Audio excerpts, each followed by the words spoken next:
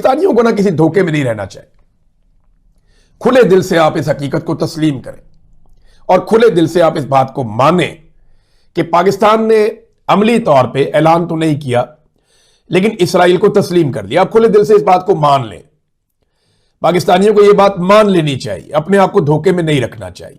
पाकिस्तान ने सिर्फ अनाउंस नहीं किया, इसराइल के साथ हमने एक वर्किंग रिलेशनशिप का आगाज कर लिया है। एक वर्किंग रिलेशनशिप इसराइल के साथ हमने डेवलप कर लिया है, एक ऐसे बोर्ड के अंदर जिसमें गजा के हवाले से फैसले किए जाएंगे। क्या फैसले किए जाएंगे ये मैं आपको बताता हूं, लेकिन डोनाल्ड ट्रंप ने हक अदा कर दिया दोस्ती का। देखिए, अगर इसराइल की दोस्ती का हक आज तक किसी भी अमेरिकी सदर ने अदा किया है तो डोनाल्ड ट्रंप से बढ़ के किसी ने नहीं किया। नेतन्याहू ने आज से 1-1.5 माह पहले एक जुमला कहा था। नेतन्याहू ने कहा था कि व्हाइट हाउस में इसराइल को आज तक कभी ऐसा दोस्त मैसर नहीं आया जैसा डोनाल्ड ट्रंप की सूरत में, और डोनाल्ड ट्रंप ने इस बात को सच साबित किया। और इस दोस्त ने यानी डोनाल्ड ट्रंप ने इसराइल के तमाम मुखालिफिन को एक प्लेटफॉर्म पर लाकर जमा कर दिया। यह एक बहुत बड़ी कामयाबी है। जिस काम से इमरान खान साहब ने इनकार किया था वो काम शहबाज शरीफ साहब ने खासी खुशी के साथ कर दिया। ये तस्वीर आप देख सकते हैं। कोई भी मशहूर आलमी रहनुमा यहां पे मौजूद नहीं था। अमेरिका के सदर डोनाल्ड ट्रंप का जो गजा बोर्ड ऑफ पीस है ये क्या है? इस गजा बोर्ड ऑफ पीस के बारे में मगरबी मीडिया ये कह रहा है कि ये एक इंटरनेशनल फ्रॉड है, एक बैनुल-अक़वामी धोखा है। और हमारी बदकिस्मती देखिए कि हम इस इंटरनेशनल फ्रॉड का हिस्सा बन चुके हैं और अब हमारी हुकूमत इस इंटरनेशनल फ्रॉड को डिफेंड भी कर रही है। ये फ्रॉड किस किस के साथ हुआ है? ये फ्रॉड यूनाइटेड नेशंस के साथ हुआ है, जिसने कि ट्रंप के गजा पीस प्लान के हक में एक रेजोल्यूशन मंजूर किया पिछले साल। लेकिन रेजोल्यूशन मंजूर करने के बाद जब डोनाल्ड ट्रंप ने इस गजा पीस प्लान की तफसीलात जो हैं वो दुनिया को बताई और इसका बोर्ड ऑफ पीस बनाया और फिर उसकी भी एक एग्जीक्यूटिव कमेटी बनाई, तो पता चला इस बोर्ड ऑफ पीस में और एग्जीक्यूटिव कमेटी में गजा का तो कोई नुमाइंदा है ही नहीं है। यानी ट्रंप ने बोर्ड ऑफ पीस बनाया है, गाजा वाला। हाँ, उसमें उसने बहुत से देशों को इनविटेशन दिया। पंजाबी में बोल। ओदे विच ओने, ये नहीं जो लाइन बोल पाऊंगा वो बोलता हूँ, ठीक है? कपूर साहब है कि सीखने पे आप पहले माड़ी माड़ी। उसमें ना उसने बहुत से देशों को इनवाइट किया और जिसमें से एक पाकिस्तान को भी इनवाइट किया, बट इजराइल इसको अपोज कर रहा था कि पाकिस्तान एक टेररिस्ट नेशन है तो हम उसके साथ काम नहीं करना चाहेंगे। बट स्टिल ट्रंप ने उनको इनवाइट किया। हाँ। पहुंचे भी थे शहबाज शरीफ। हाँ, तो क्या लॉजिक है इसके पीछे? शहबाज शरीफ तो कहीं भी पहुंच जाएगा। किसी रैंडम बंदे का वलीमा हो, को मर गया हो, किसी की मौत हो, वो हर जगह पहुंच जाता है। देखो उसके पास काम वाम है नहीं सर। तो शहबाज शरीफ कहीं पर भी पहुंच जाता है। अभी हाल फिलहाल में आई थिंक वो वहां पे भी पहुंचा, डावोस सर। और देखो कहाँ खड़ा हुआ। अगर वो फोटो मिलती है तो जरा स्क्रीन पे दिखाना कि कहाँ खड़ा हुआ है। कुछ लेना। Davos is suppose to be the world economic forum, और पाकिस्तानियों का कॉन्फिडेंस देखो कि वर्ल्ड इकोनॉमिक फोरम में पाकिस्तान, तुम्हारी इकोनॉमी है ही नहीं, तुम वहां पे कर क्या रहे हो? इसको कहते हैं कॉन्फिडेंस। एनीवे, आपका सवाल ये था कि जब इजराइल ये कहता है कि टेरर सपोर्टर है, ये टेररिस्ट कंट्री है, हम नहीं चाहते, क्योंकि देखो आप ना 100% पाकिस्तान में सपोर्ट है हमास के लिए। पाकिस्तानी ये सोचते हैं कि हमास अच्छे लोग हैं, which the US has declared a terror organisation, है ना? यूएस ने उसको टेरर ऑर्गेनाइजेशन डिक्लेयर कर रखा है और पाकिस्तानी समझते हैं कि हमास बहुत अच्छा। अब इनको वहां पे बुलाना, ये तो हम बहुत पहले से कह रहे हैं कि पाकिस्तान इन्वॉल्व होगा। नमस्कार, अस्सलाम वालेकुम, सत श्री अकाल, जय झूलेलाल। मैं हूं जी प्रेम मटकानी और आप देख रहे हैं हालात हाजरा का प्रोग्राम। हकीकत ये है, इब्तदा में आपसे दरख्वास्त है चैनल जरूर सब्सक्राइब करें। दोस्तों, मैंने कुछ दिन केवल प्रोग्राम किया था, आपको बताया था कि ट्रंप ने एक गजा पीस बोर्ड बनाने का प्रोग्राम बनाया है और उसके लिए उसने दुनिया के 60 मुल्कों के रहनुमाओं को उसका मेंबर बनने की दावत दी है और उसमें पाकिस्तान भी शामिल था, भारत भी शामिल था। उसमें मैंने ये भी बताया था कि नॉर्मली उनकी मेंबरशिप जो है 3 साल तक रहेगी। अगर 3 साल से ज़्यादा का कोई मेंबर रहना चाहेगा मेंबर, तो उसे $1 बिलियन की फी अदा करनी पड़ेगी। और ये भी कहा था कि पाकिस्तान तो इस पोजीशन में नहीं है कि वो फी दे सके, तो उसको शायद एग्जेप्ट कर दिया जाए। अब उसके जो अगराज़ व मकासद थे वो ये हैं कि ये मुल्क गज़ा को अभी एक तो हमास से आज़ादी दिलाएंगे, उसके बाद वहाँ पर गज़ा की जो है रिकन्स्ट्रक्शन होगी, तामीर नौ होगी, रिहेबिलिटेशन होगी वहाँ के लोगों की, और उनकी रहनुमाई में डे टू डे ऑपरेशंस चलाए जाएंगे। अब उसमें मैंने बताया था कि पाकिस्तान के शहबाज शरीफ को और भारत के मोदी को दावत दी गई है। अब उसका कल उसूली तौर पर उसका समझ लीजिए कि मुहूर्त हो गया।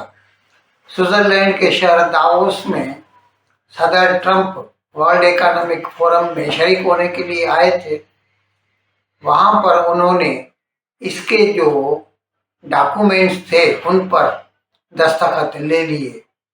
मैं आपको बता दूं, 60 मुल्कों के रहनुमाओं को ट्रंप ने दावत दी थी, जिसमें से सिर्फ 20 ने अभी तक इसमें शमूलियत की हामी भरी है, और उसमें पाकिस्तान भी शामिल है।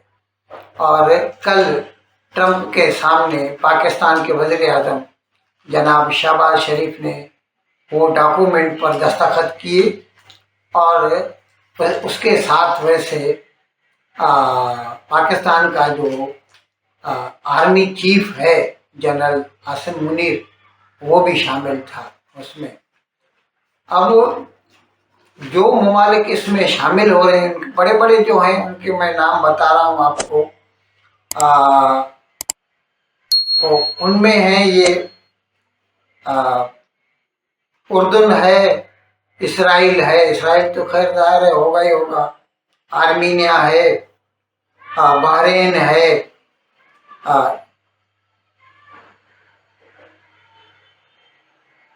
अच्छा ये बहरीन शामिल नहीं हुआ, सॉरी, जो शामिल नहीं हुए उनमें जो है सर फहरिस्त भारत है।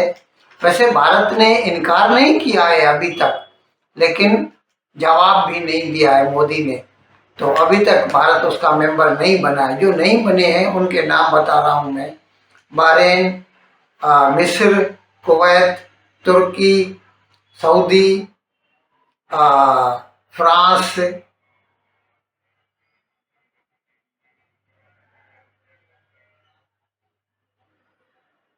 नॉर्वे, इटली, स्पेन, स्वीडन, तकरीबन यूरोप जो है ना उसने इसका बायकॉट किया है।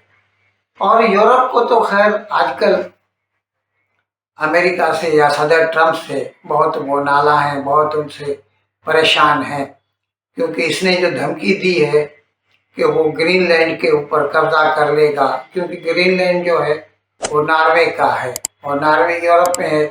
ये सारे ममालिक उसके नाटो के हामी हैं, नाटो के मेंबर्स हैं, फिर भी उनको वो धमकियां देता रहता है।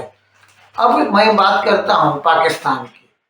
पाकिस्तान इसमें शामिल हो गया है, और ये भले ही ये खुद इंटरनेशनल स्टेबलाइजेशन फोर्स नहीं है, लेकिन इसी की सरबराही में इंटरनेशनल स्टेबलाइजेशन फोर्स काम करेगी, और जिसका पहला काम यही होगा कि हमास को डिसआर्म करे, उसके हाथों से हथियार छीने, और अगर उन्होंने हथियार डालने से इनकार किया तो उनके ऊपर मिलिट्री ऑपरेशन करने पड़ेंगे। यूँ समझ लीजिए कि उनके साथ जंग करनी पड़ेगी। यहाँ पर यह भी समझ लीजिए कि ये जो है इंटरनेशनल स्टेबलाइजेशन फोर्स या ये जो गजा पीस बोर्ड है, ये इसराइल की मर्जी के बाहर नहीं जाएगा। यूं समझ लीजिए कि पाकिस्तान इसराइल के साथ मिलकर काम करेगा। अब पाकिस्तान में पाकिस्तान की जो अपोजिशन पार्टीज हैं वो बहुत नाराज हैं इस पर। उन्होंने कल पाकिस्तान की नेशनल असेंबली में भी बहुत शोरगुल किया और कहा। अच्छा, इसके अलावा इमरान खान जो पाकिस्तान तहरीक इंसाफ का चेयरमैन है, वैसे अभी तो नहीं है, सॉरी, उसका जो मानी चेयरमैन है इस वक्त जेल में, उसका सबसे बड़ा लीडर तो वही है। उसने जेल से जो है बयान दिया है कि पाकिस्तान को इसमें शामिल नहीं होना चाहिए, लेकिन पाकिस्तान इसमें शामिल हुआ है। और ये वहाँ पर अमान लाने को पाकिस्तान को फौज भी भेजनी पड़ेगी और पाकिस्तान को हमास के साथ जंग भी करनी पड़ेगी। पाकिस्तानी यूट्यूबर दोनों तरफ हैं। कुछ अभी जैसे सरकारी जो सरकार को सपोर्ट करते हैं वो कहेंगे कि ये अच्छा काम है, जो सरकार को सपोर्ट नहीं करते वो तो रेडिकलाइज्ड हैं पाकिस्तान में, वो कहेंगे कि ये फ़लस्तीनियों के हकूक़ को गस्ब करना है। खैर, आप उनको सुन लीजिए। वैसे मैं आपकी इत्तला के लिए अर्ज कर दूं, पहले भी बताया मैंने, 1970 में जब अमान में यानी उर्दन में फ़लस्तीनियों ने बगावत कर दी थी शाह हुसैन के खिलाफ, तो पाकिस्तानी फौज ब्रिगेडियर जिया, जो बाद में सदर जिया बना, उसकी रहनुमाई में वहाँ गई थी और उन्होंने 25,000 फ़लस्तीनियों का कत्लेआम किया था। तो पाकिस्तान के लिए कोई बड़ी बात नहीं है, वो डॉलर लेकर कुछ भी कर सकते हैं। वैसे पाकिस्तानी यूट्यूबर्स क्या कहते हैं आप उनको सुन लीजिए। हालांकि डोनाल्ड ट्रंप ने सबको बुलाया था। डोनाल्ड ट्रंप ने कोशिश की थी कि मगरबी ममालिक भी आए, यूरोप के रहनुमा भी आए, कनाडा, ऑस्ट्रेलिया और बाकी तमाम ममालिक के रहनुमा यहां पे आने चाहिए, बरतानिया को यहां पे मौजूद होना चाहिए, भारत को यहां पे मौजूद होना चाहिए। मैंने भारतीय वजीर आजम या भारतीय वजीर खारजा भी नहीं देखा इस स्टेज के ऊपर। हालांकि डोनाल्ड ट्रंप ने उनको भी दावत दी थी। इसराइल के भारत के साथ बेहतरीन ताल्लुकात हैं, लेकिन इसके बावजूद मैंने इन्हें भी वहां पे नहीं देखा। तो ये नाजरीन सूरत हाल है वहां पे। अब इसमें डोनाल्ड ट्रंप के साथ मगरिब खड़ा क्यों नहीं हुआ? अगर किसी को अभी भी ये गलत फहमी है कि वो शायद फलस्तीनियों की वजह से खड़े नहीं हुए या ये गजा पीस बोर्ड उन्हें लगा कि ये ज्यादती हो रही है, तो नहीं, ऐसी बात नहीं है। ये गलत फहमी भी अपनी दूर करें। उनका मामला ग्रीनलैंड वाला है, उनके मामलात डोनाल्ड ट्रंप के साथ दूसरे चल रहे हैं। वो भी यही कह रहे हैं कि गुलामी नहीं हम आपकी करेंगे। डोनाल्ड ट्रंप को उन्होंने ये पैगाम दिया कि हम आपकी गुलामी नहीं करेंगे, हम आपके साथ चलने के लिए तैयार हैं, एक इत्तेहादी के तौर पे। वहां पे ये सोच पैदा हो गई। तो ग्रीनलैंड वाला जो पंगा है वो थोड़ा सा महंगा पड़ गया डोनाल्ड ट्रंप को। कई यूरोपीय ममालिक जो ट्रंप के साथ हमेशा खड़े रहते थे और यहां पे भी खड़े हो सकते थे, वो नाराज है। और ट्रंप की जो एक टाइमिंग है इस लिहाज से वो दुरुस्त साबित नहीं हुई। गजा के नाम पे आप बोर्ड ऑफ पीस बना रहे हैं, तो गजा का कोई नुमाइंदा नहीं, फ़लस्तीनियों का कोई नुमाइंदा नहीं, और वो हमास जिसको के शर्मुल शेख में लाकर और एक सो कॉल्ड पीस एग्रीमेंट किया गया था, उस हमास का भी कोई नुमाइंदा नहीं इसमें। तो ये यूनाइटेड नेशंस के साथ भी धोखा है, ये हमास के साथ भी धोखा है, ये फ़लस्तीनियों के साथ भी धोखा है। और ऐसा नहीं है कि किसी को पता नहीं था कि ये धोखा होने वाला है। बहुत से लोग कह रहे थे भाई ये डोनाल्ड ट्रंप नाकाबिल एतबार आदमी है, ये धोखा करेगा। और शायद आपको याद हो कि मैंने भी बार बार वार्न किया था कि इस पे आप एतबार ना करें। तो तमाम तर जो ख़दशात थे उनके ऐन मुताबिक डोनाल्ड ट्रंप साहब ने ये जो धोखा किया है, ये इस तरीके से किया है कि सबको पता है ये धोखा है, लेकिन कोई उसके सामने खड़ा होके उसको नहीं कह रहा कि भाई आपने ये गजा में अमन के नाम पे धोखा किया है। तो हम ये नहीं कह सकते कि सारे पाकिस्तानी ऐसे हैं, लेकिन आप मान के चलना कि vast majority of Pakistanis actually support terrorism because they don't think of it as terrorism. ठीक है ना? तो आप ऐसी फौज वहां पे गाजा में ला रहे हैं जो कि हम बहुत पहले बोला था कि वो आएंगे 100%। दूसरी, ये तो इजराइल का पॉइंट ऑफ व्यू है, विच इज ग्रेट। अब अगर आप दूसरे लेवल पे अगर आप सोचें, ठीक है ना, कि ट्रंप को क्यों चाहिए पाकिस्तान वहां पे, उसके दो कारण हैं। कोई भी मुस्लिम देश, मैंने एक बार आपको बताया था ना, मुस्लिम ऑन मुस्लिम वायलेंस चलेगा, रिलीजन वाला मामला वो चलेगा, और Trump is smart enough to figure out, Trump has cracked this code, Trump has figured out कि है क्या। अब ट्रंप ने क्या करा है कि उसने वो जानबूझ के, अब पाकिस्तान $1 अरब तो देगा नहीं, उन्होंने देखा ही नहीं $1 अरब, जो भी लेते हैं मांग के लेते हैं, वो तो बैंक में आता है डायरेक्टली, ऐसा तो नहीं कि उनके पास $1 अरब है सर। $1 अरब वो नहीं लेगा। $1 अरब के एवज में, in lieu of $1 billion, what will Pakistan provide? Army services. ठीक है। तीसरी सबसे बड़ी इंपॉर्टेंट चीज है कि ट्रंप को पता है कि इसमें एथिकल डिलेमास आएंगे। इस मामले में मैं ट्रंप को अपोज करता हूं, और 99.9% मैं ट्रंप को अपोज करता हूं, लेकिन यहां पे ना उसने ठीक नब्ज पकड़ी है। उसको पता है कि the Muslim world is absolutely, जिसको कहते हैं कि दुनिया एक तरफ सोचती है और मुस्लिम वर्ल्ड की एक सोच है, पूरी 57 कंट्रीज की। ठीक है, many of them think of Hamas as terrorists, but the street,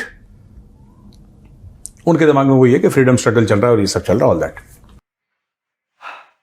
इन अल्फाज के साथ आज का प्रोग्राम खत्म करने की आपसे इजाज़त चाहता हूँ, लेकिन विदाई लेने से पहले एक मरतबा फिर आपसे मेरी दरख्वास्त है कि जिस किसी साहब या साहिबा ने अब तक हमारे इस चैनल को सब्सक्राइब नहीं किया, ज़रा करम इसको जल्द से जल्द सब्सक्राइब करें, प्रोग्राम को लाइक करें, शेयर करें और घंटी का बटन दबाना ना भूलें। बहुत बहुत शुक्रिया।